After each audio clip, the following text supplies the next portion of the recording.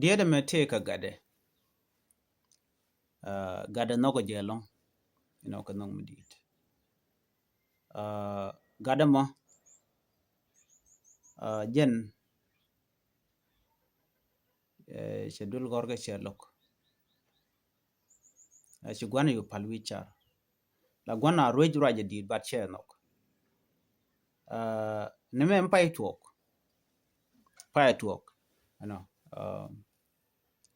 dien mi shi gade shenak pai tuok bana manan do badan en naga gade ga ban jukula linkel ka jan malin kono diet gade chero da jako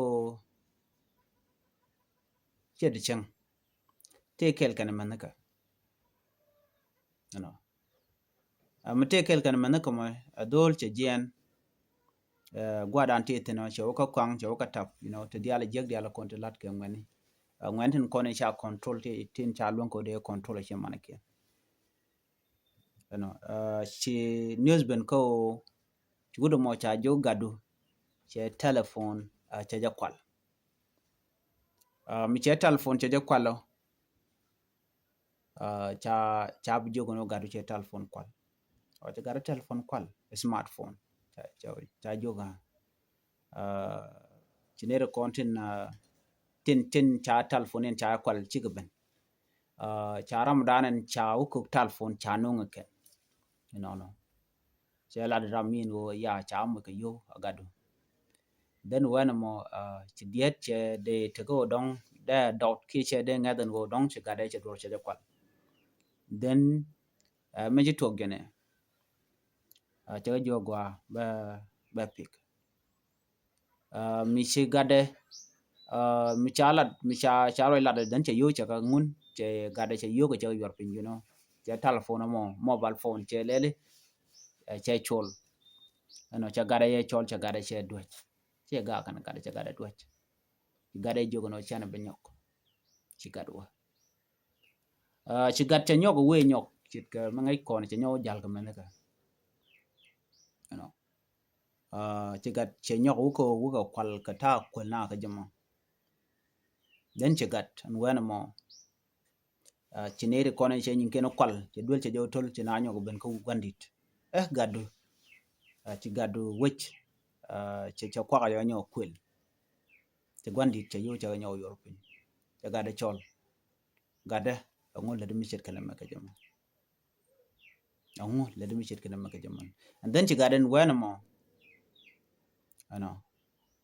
chena benyok che nyok pel che kwa to che yor pin che bi ting che bi ngwan bu go la pel no na che go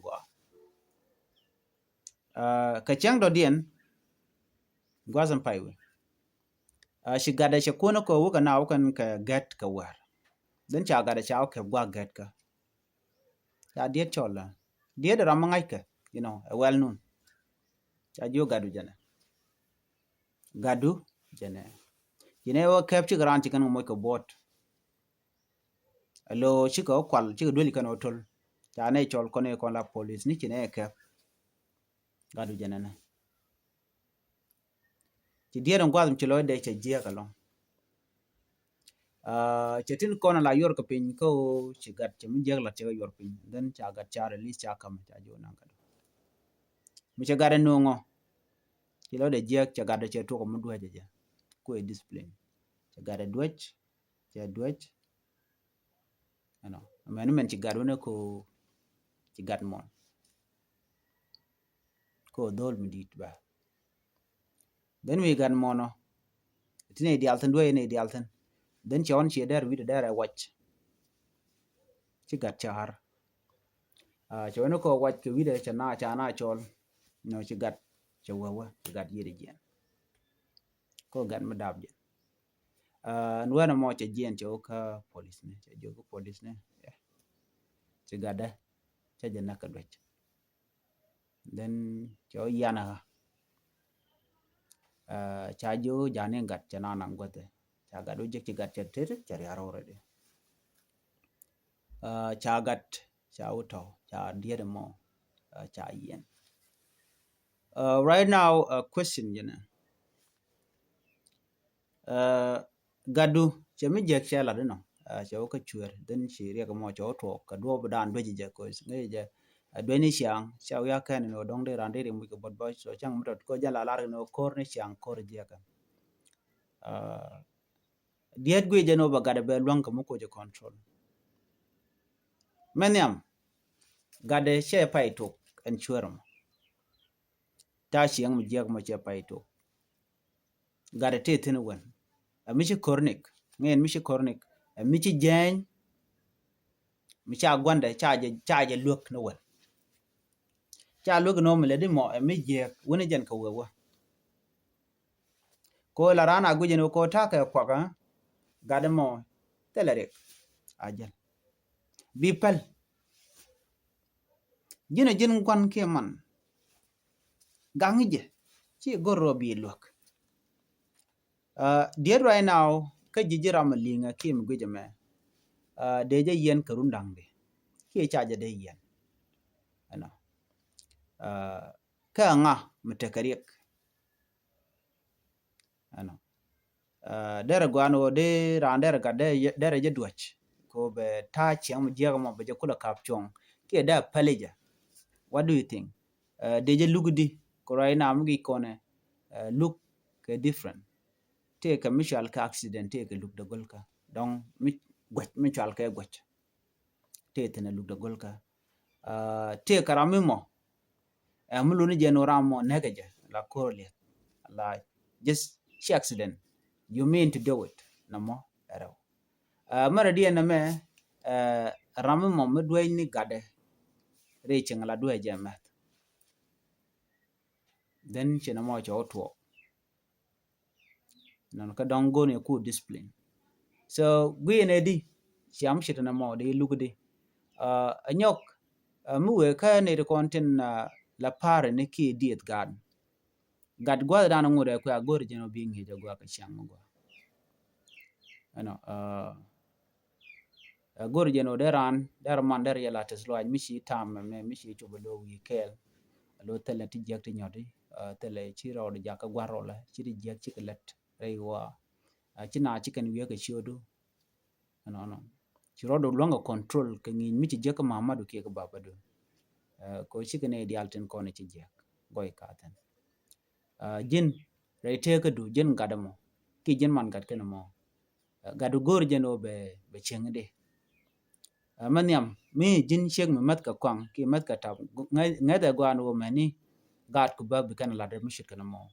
mi jin gwarol ka ba jin shek mo ngai da bon wo kan gad wo tab ka gwarol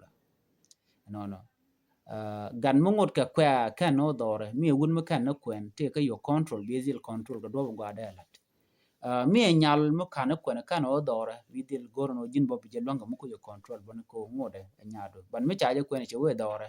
che thok chi longa control bari genene mu wo doran win mi bo ya gwarol ka tin bo la de yo ba ko dob gat ka you know be ti jek ba ko lel ba ko lat ala listen kan ka je ka man gat ka you know ka kan ga je ka gwan gat ka mi jira mi mo mi ke discipline mo gwa jin sheki jin gut gat ka bo ngada no be kan good biga take good behavior biga take good attitude chiang mo gwa mi take pelpentin lar kan do ra gwa biga tel ngeng biga tel lo de randa do de jakan you know kane to kane kwala chono no ken ke future we jamo gad mi shange jo gabi ngaje no gada mo karun tungon yam ba doro mo ba jelwan kala deka bo we jamo ba jelwan kala deka ba doran ko shun wani ne tin wala jigin family kele mada ka kwang mada ka tap jeral kele no no de chiang la ko gwade shi ko rande men ger ma don kwang kan tap tin jektin katine what we learned so far can it kona mat kaja and wajen a destroyer an alcohol a destroyer ka tega to continent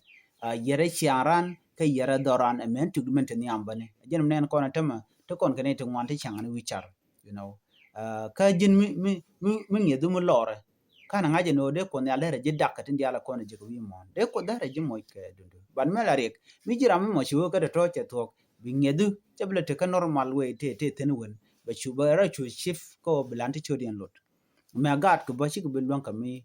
le de keka maniam jana jin mungu de jin ramimo ken ne dong ka ti ka gat men blan yam jane kan ga de ti kan bi rom longo ko run kan ga de kon tin ba ji kulo long ba ji kulo lo ke bu kan no le te ka gwa da na chi dong ko gwa do kon dong chi kon la chi kon bu long tet kon jalla right da right kon ga je tam ti dial bi ke te de bi ka thok so the only way ka kon backup ko kon ka gat kon so mingi kon gat kon ogwa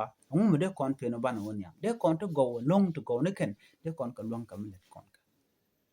so gat kon chana ke ngech ko kene to kontin ba kon tegrun kene kon ba kon mi derun ban mi we kana si goro gadamo bi de ngeja gwa ka do dero nyam ko je ngeda no jin gwa da tin yamo bi cheng wi char ala nyara tiu bi cheng no got kwane chiar bi lingena gat ko tel mo gam to ko je ala ini medan ke gwan teran kon diet gandia akwang kan ta na mo der la kel mi de we ke ana liya ba istor rodian mi biya link ta sheng ma dan de kon rodan rom ke je de kon ga de kon ke pit ke je go no bi listener rodian bi nyoko liang gwasna an biya tema